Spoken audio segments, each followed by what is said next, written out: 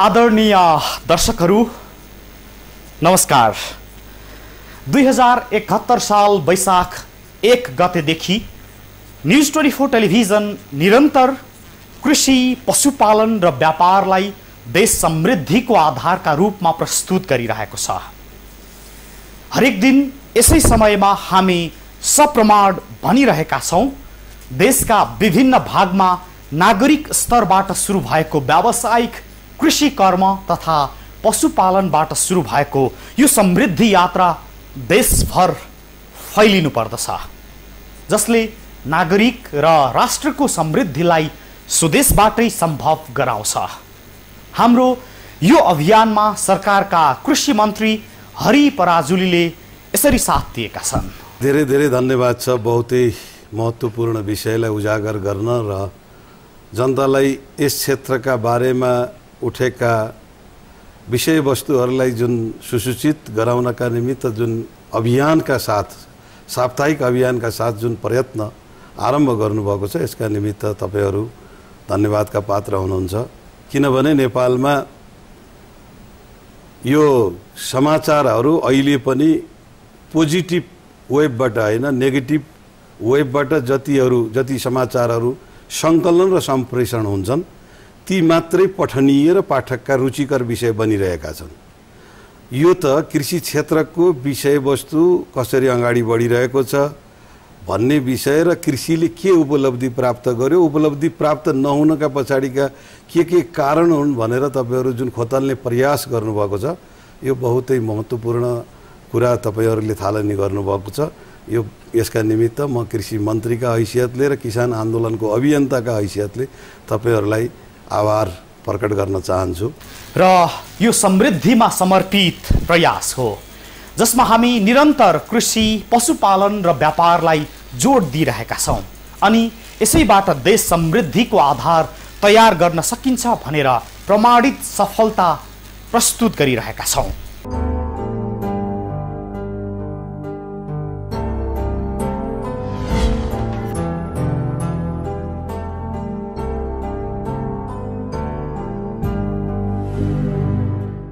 र आज यस देशको केन्द्रीय राजनीतिमा 2 दशकभन्दा बढी समय बिताएर र राष्ट्रिय एउटा दलको केन्द्रीय उपाध्यक्ष भइसकेर पनि राजनीतिलाई पूर्णतः परित्याग गरी जडीबुटी खेतीमा लागेका एक कर्मठ र मेहनती व्यक्तित्वको खेतीबारे चर्चा गर्छौँ, जसलाई हामीले जुम्लाको रडीखेल्लामा भेटेका हौँ र उनले सुरु गरेका जडीबुटी खेती व्यावसायिक रूपमा निकै फस्टाउँदो छ अनि खुसी छन् उनी र सुखी पनि छन् पहिलाको भन्दा।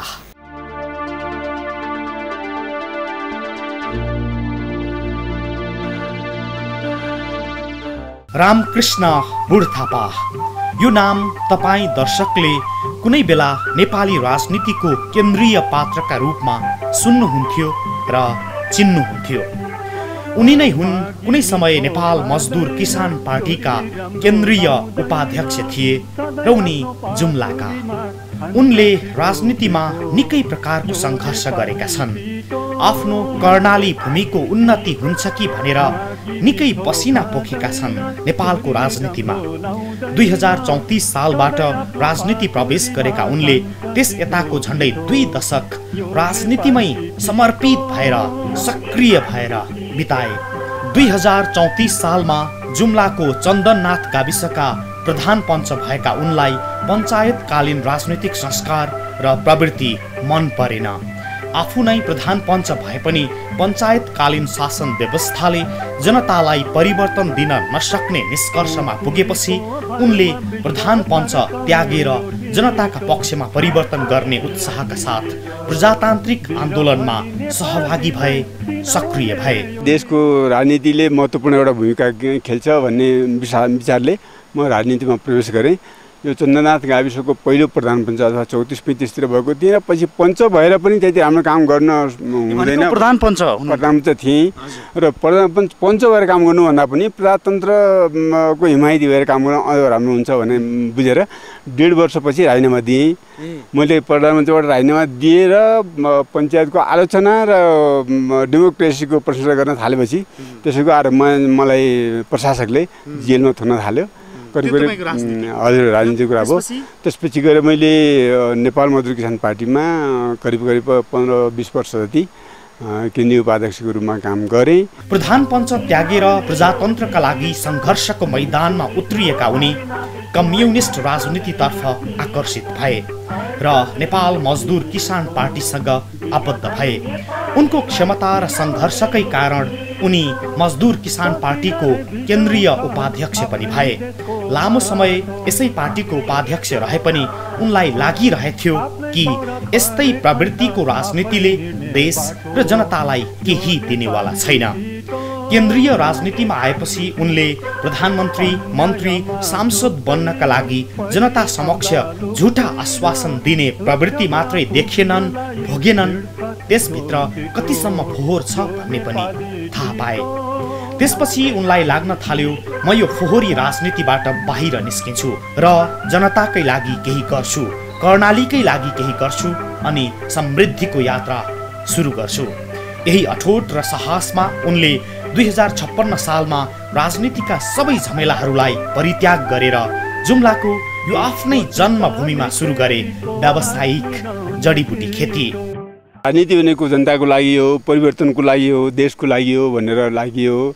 अहिले आएर त्यो चुनावमा सीमित भएका पार्टीहरू देखियो। अनि व्यक्तिगत रूपमा म इतिहासमा नाम कसरी कायम राख्ने, म प्रधानमन्त्री कसरी हुने, म सभासद कसरी हुने भन्ने कुरामा उनीहरूको व्यवहार सीमित भएको देखिएपछि हामी 1-2 व्यक्तिलाई नायक बनाउनुको लागि होइन र आम जनताहरूलाई के अरे विकास दिनुको लागि, परिवर्तनको लागि, देशको आवश्यकता परिपूर्ति गर्नुको लागि जो भन्ने सोचेको थियो, नेतृत्वहरू अधिकांश नेतृत्वहरूबाट त्यस्तो नदेखिएपछि अब हाम्रो समय यतातिर बेकार जान्छ जस्तो लाग्यो र त्यसैले छोडिदियो। राजनीतिबाट पूर्ण सन्यास लिएपछि व्यावसायिक जडीबुटी खेतीमा व्यस्त बोट थापा भन्छन् जनतालाई झुक्क्याउने राजनीति भन्दा जनतालाई आय आर्जन गर्न सिकाउने काममा लाग्नुपर्छ भनेर म जडीबुटी खेतीमा लागेको हुँ। मैले जतिको हामी आश्वासन दिन्छौँ देश जनताको लागि जे गर्छु भनियो हो त्यतिको गर्न सक्ने वातावरण नदेखेपछि प्रायः झुटा आश्वासन दिइरहेको पनि महसुस हुन थालेपछि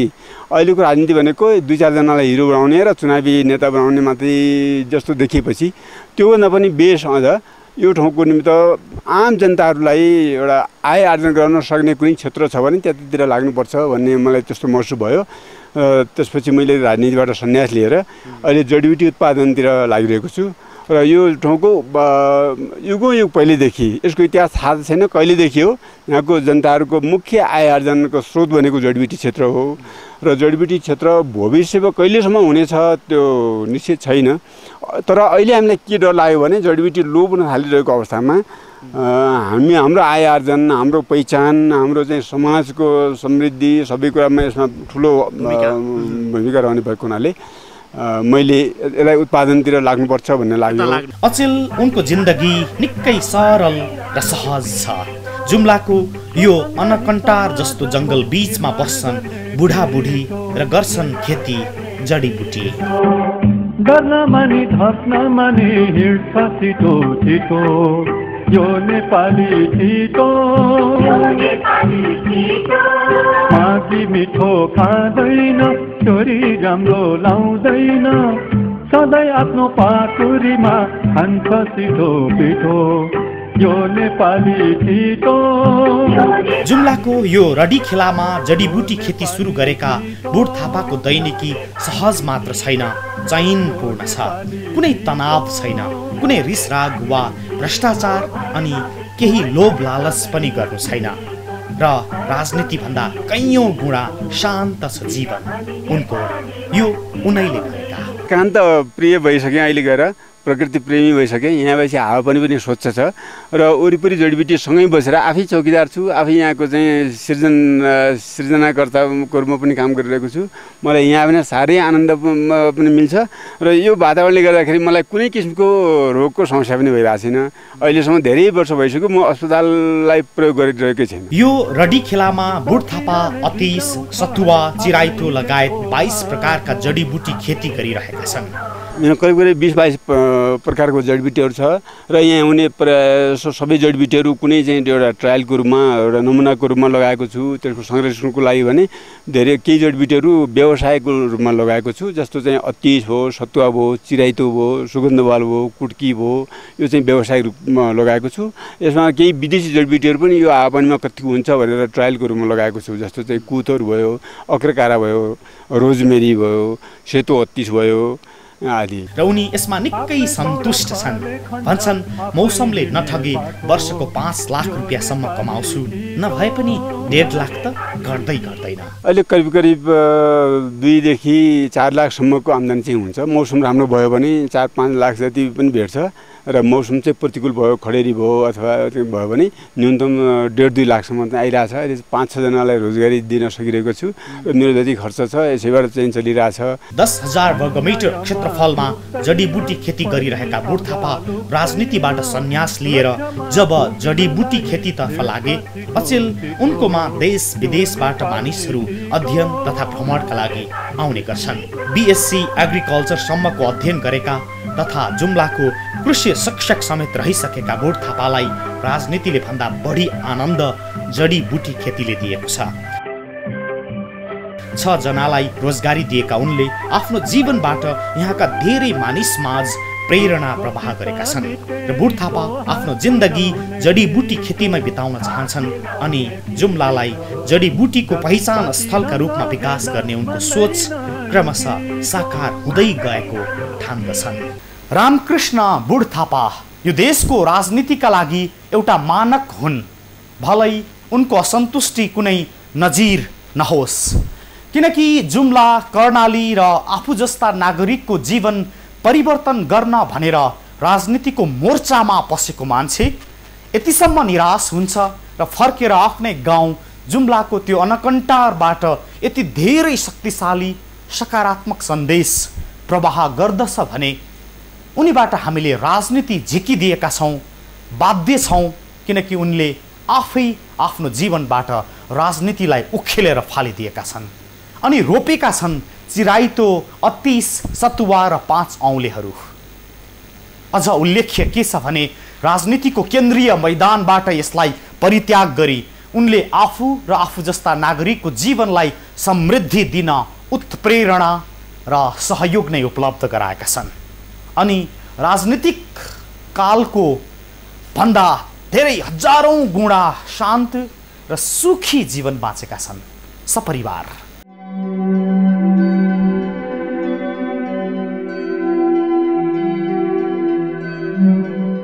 मलाई चाहिँ एउटा ठुलो उपलब्धि एउटा के भएको छ भने मेरो एउटा ख्यातिमा पनि यसले ठुलो काम गरेको छ।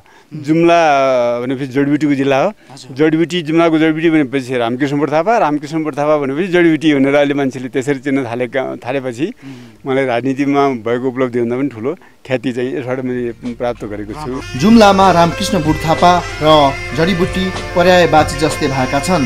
जुम्लामा जो नयाँ आउँछ सम्झिहाल्छ कि जडीबुटी खेती कता हो। रामकृष्ण बुढथापालाई जडीबुटी खेतीले नाम, दाम र शान दिएको छ। 2056 सालमा सुरु भएको खेती अहिले फस्टाउँदो छ र उनले डाबर नेपालको उत्पादनलाई पनि सघाइरहेका छन्।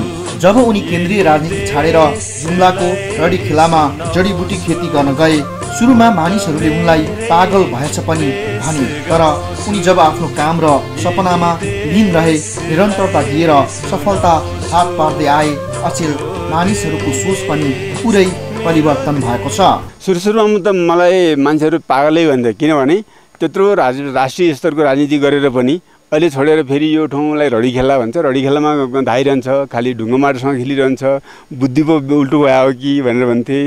किनभने जडीबुटी खेती एक त प्रकृतिले पनि दिँदैन, किनभने यो धेरै उचाइमा हुने जडीबुटी हो, तल हावापानीले पनि मिल्दैन। यो के यो दुस्साहस गरिरहेछ भनेर भन्थे। मेरो घरको परिवारले समेत पनि मलाई ठिक मानेनन् र सहयोग गरेनन्। म एक्लो थिएँ धेरै वर्षपछि। अहिले आएर बिस्तारै बिस्तारै सबैले यसको महत्त्व बुझेपछि डाबर नेपाल जस्तो कम्पनीले पनि आएर यो ठाउँमा जडीबुटी खेती गर्न थालेपछि धेरैजनाले यो चाहिँ महत्त्वपूर्ण चिज रहेछ भन्ने बुझ्न थाले। अहिले धेरैजना किसानहरूदेखि लिएर यसका प्राविधिकहरू सरकारवालाहरू सबै आकर्षित छन् र उनीहरू यहाँ आउने गर्छन्, सिक्ने गर्छन्। कहिले कहिले त तालिम पनि आएर लिने गर्छन् र पोखरा वन क्याम्पसका विद्यार्थीहरू धेरै जस्तो यहाँ आएर थेसिस पनि यहाँ आएर तयार लेख्नेमा सहयोग पाइरहेछन् मबाट। यो अभियानबाट उनी आफू मात्रै समृद्ध बनेका छैनन्, जुम्लाका धेरै मानिसलाई आफ्नो बाटोमा अग्रसर गराएका छन्।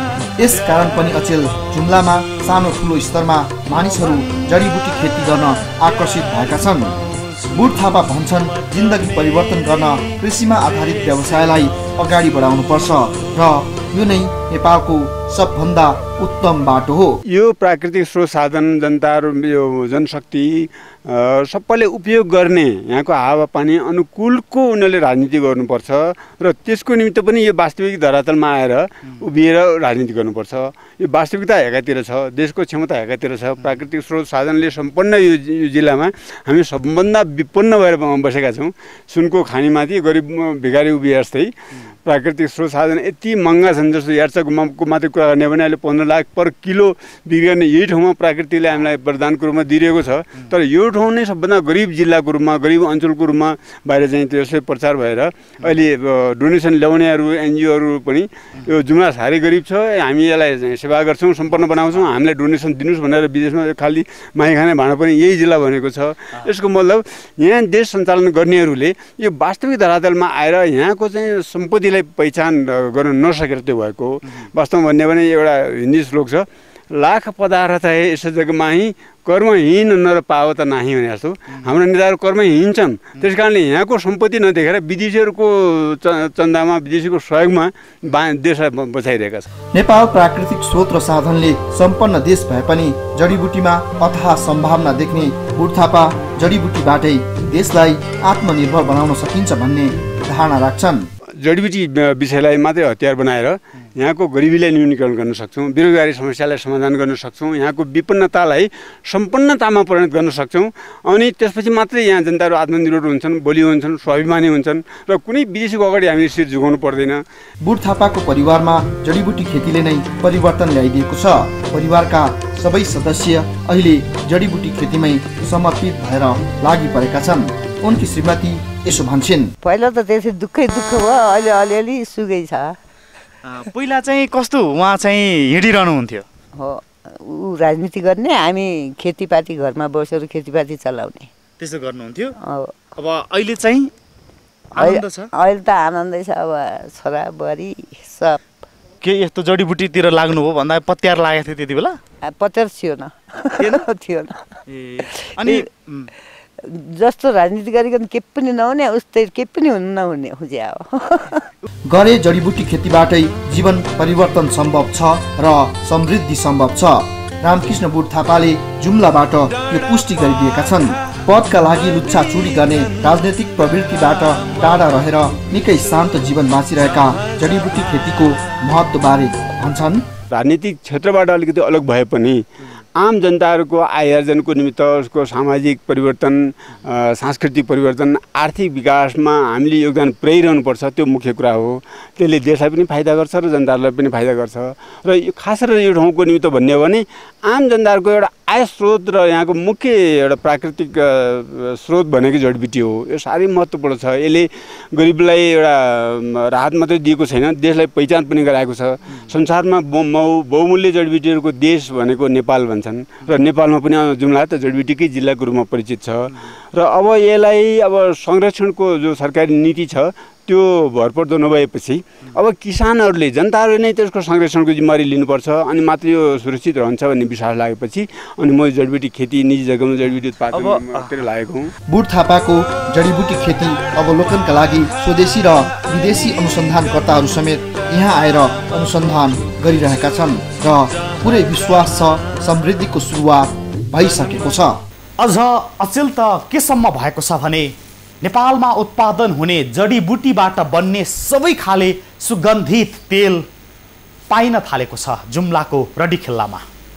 जस्तै जटामसी, सुगन्धवाल, देवदार, धुपी आदिका प्राकृतिक तेलको पहिचान नै बनेको छ जुम्ला।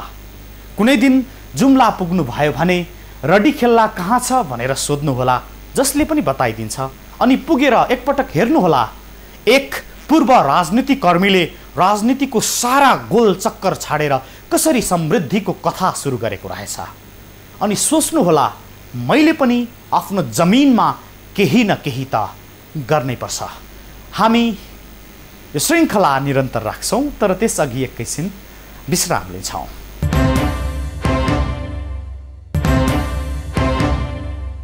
दर्शकहरू, वैशाख 1 गतेदेखि निरन्तर देश समृद्धिको आधार कृषि, पशुपालन र व्यापार विषयमा प्रस्तुत छ पावर न्युज र यो नागरिकलाई समृद्धितर्फ उन्मुख गराउने दायित्व सहितको सञ्चार प्रयास हो, जसमा एक शक्तिशाली उदाहरणार्थ आज हामी जुम्ला रडीखेल्लाका किसान रामकृष्ण बुढ थापाको उदाहरणीय जडीबुटी खेतीलाई प्रस्तुत गरिरहेका छौँ, जो नेपाल मजदुर किसान पार्टीको केन्द्रीय उपाध्यक्ष थिए र यो राजनीतिको गन्जा गोललाई सम्पूर्ण रूपमा परित्याग गरेर उनले आफ्नो डाँडा पाखामा जडीबुटी खेती सुरु गरे। त्यसको पनि आज करिब 15 वर्ष पुगेको छ र चाहिँ निकै शान्त, सुखी र खुसी अनि समृद्ध जीवनको धरातलमा उभिएका छन् उनी। अब बाँकी सन्दर्भ।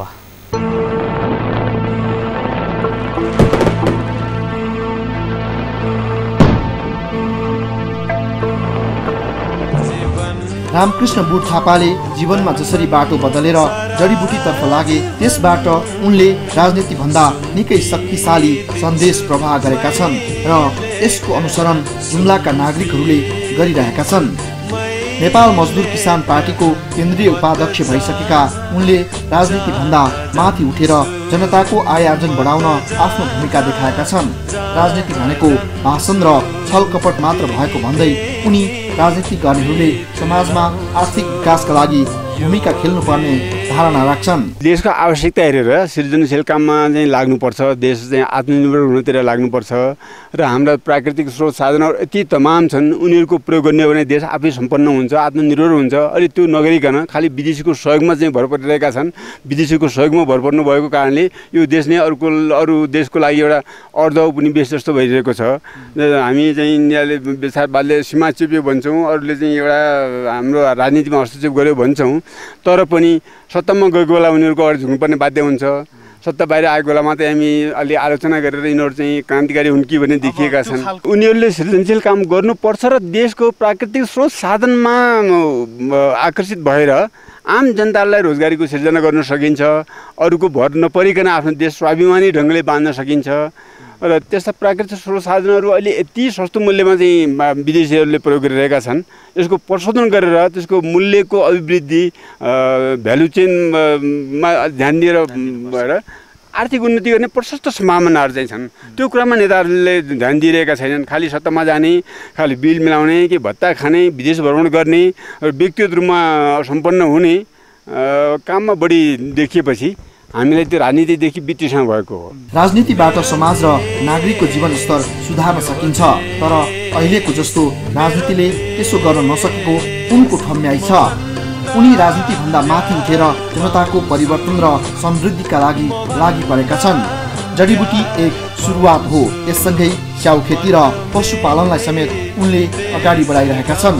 सुरुवात आफैबाट गर्नुपर्छ भन्ने मूल मन्त्रलाई आत्मसात गर्दै उनले जुन सुरुवात गरे, आजको युवा पुस्ताले उनीबाट शिक्षा लिन सक्नुपर्छ। कृषि शिक्षक र कृषि पढेर जिन्दगी परिवर्तनका खाकाहरू कोर्न सकिन्छ र जीवन सुखमय तरिकाले बिताउन सकिन्छ भन्ने पाठ रामकृष्ण बुढ थापाको जीवनले दिइरहेको छ। जनताको जीवनमा परिवर्तन ल्याउन राजनीतिबाट नसकिने ठानी जडीबुटी खेतीतर्फ लागेका रामकृष्ण बुढ थापाबाट आम नागरिक र देश समृद्धिमा महत्त्वपूर्ण सन्देश प्रभाव भएकोमा हामी उनीप्रति गौरव गर्दछौँ। आज देशमा राजनीतिको हड्डी अघिल्तिर को छन्? र तिनले के गर्न सकिरहेका छन् नागरिक र देशका प्रति, यो हामी विश्लेषण गरिरहेका छैनौँ। नेमकिपाका केन्द्रीय उपाध्यक्ष भएका रामकृष्ण बुढ थापा राजनीतिमै थिए भने के गर्न सक्थे होला, यो पनि हामी अनुमान गरिरहेका छैनौँ, गर्दैनौँ। सिर्फ यही भन्नु छ हामीलाई, आज रामकृष्ण बुढ थापा जुन अवस्थामा छन्, यिनले गरेको कर्मबाट देशका सारा मानिसले यो सिकुन् कि आफ्नो माटोलाई उनले जत्तिकै मायापूर्वक सदुपयोग गर्न सकुन्। समृद्धि डाँडा पाखा पखेरामा छ, माटोको हर थुम्का ढिस्का र पाटाहरूमा छ सुख। हामी सुख र धन सम्पत्ति खोज्न यही माटोको लाल पूर्जालाई ब्याङ्कमा राखेर विदेश कता कता बरालिरहेका छौँ। यो सरासर भ्रम हो। त्यसैले हामी आफ्नै देशको माटोमा, आफ्नै जमिनमा रामकृष्ण बुढ थापाले चाहिँ केही गरौँ। उनले जस्तै समृद्धि हामी जताततै भेट्न सक्छौँ, टिप्न सक्छौँ। धन सम्पत्ति मात्र के, आफ्नो देशमा केही गर्ने हो भने मान सम्मान पनि यहीको माटोमा छ, यहीको माटोमा मिल्छ। खुसी र सुख फरक कुराहरू हुन्। यहाँ यी सब आफ्नो देशमा मात्र प्राप्त हुन्छ।